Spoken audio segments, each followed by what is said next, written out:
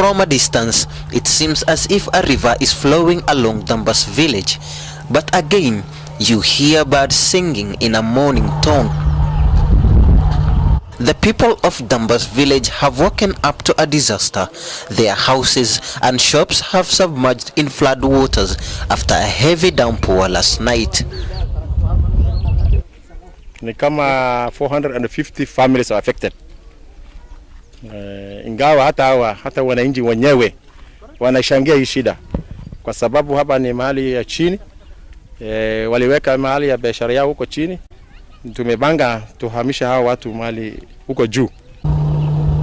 Pit latrines lay everywhere and the wastes of the latrines have mixed with the water, and now the residents are at risk of getting infected by cholera among other waterborne diseases. Mvua ilikuwa imenyesha hapa kitu kama saa 8 ya usiku. Ukiangalia hivi unaona kwamba maduka iko kwa karibu na Silanga. Tuliona kwamba kila mahali kulikuwa na maji, manyumba yote, vyombo vimeharibika, chakula na kila kitu. Hata masahani, hawa watu wako wanakaa hapa hawana masahani, vyombo, gam ile ambayo watu walikuwa wanauza zote zimeharibika.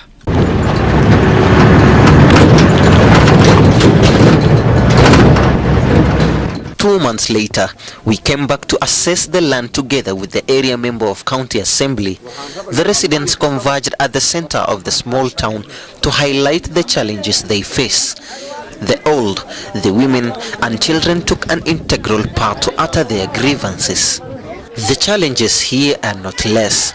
Lack of teachers and nurses at the school and dispensary are as well eminently reckoning due to the looming terror fumes in the region. Their member of county assembly enlightens them on how to accommodate non-locals and give out information in case of beaconing terror outrage. waxay ka carareen nimankan la sheega aanay horta taqtar dagdag ah noola keen waa iska jecel ilmihi shoona dilihay ee bilcaan baasha bilcaan la waliba cudurka eedi iyo ilmaha u badanta. The topmost challenge and impediment remain to be the floods that sweep away their houses every time the seasonal rains drop. 2 months have passed and Idris Maalim still has the residue of the sugar he lost. 60 cartons, each costing 5,000 Kenya shillings, accumulating to 300,000 Kenya shillings. Marka biyaha markay marayeen wax bay asiibayeen waa waqtigii biyaha meeshan marayeen dadkan beledka waa laga qaxaa, dukaamaha iyo hantida waa burburaysaa waqtigaas oo kale. Marka waxaan rabnaa biyaha ayaga sidii looga badbaadi lahay Ilaahay ya badbaadin kara. War mega dham ah oo biyaha aan ku kaydano naga qasaaray aan ku kaydano oo barbixi beledka ku taalo warbaadiye aan ahayn aan rabnaa in noola qodo ama county ama dawladda ama hay'adaha inay iska kaashadaan oo noola qabtaan rabnaa dhibkayna waa kaas. The small town is said to be situated in a lowland and in between the Aligalu and Mansa hills of Tarbaj constituency. The two hills play a major role in dispersing the water to the town, causing havoc. Dambas is a brown flooded area where every time there is heavy rain there will be a lot of flood in that Dambas. There are a lot of hilly places in the water. The water that flows from that place will pass the town. There's a march, only a small dam which may not consume a lot of water, just a small amount of water, and then it needs a big dam, a water reservoir dam that at least can help harvest that water so that the people will not get affected on the flooding.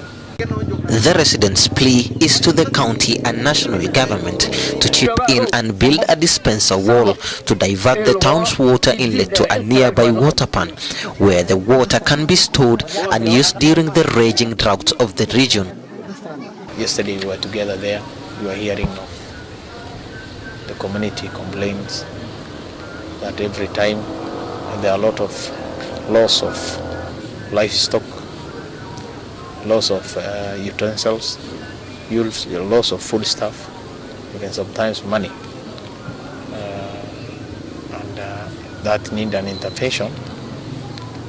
And I think the only immediate intervention we can do is that water reserve here, big pump, so that that water is collected, so that historically Dambas is known to have a saline water. The last 47, they have a machine that exists for the last 48 years, and the water is saline. They don't use for cooking, they don't use for drinking. So it is only for animals, and sometimes even poisonous. It kills the animals. So during the rain, they get flood. During the dry season, they don't get fresh water to drink. So they buy water to drink and cook from Sarman, from Wajir.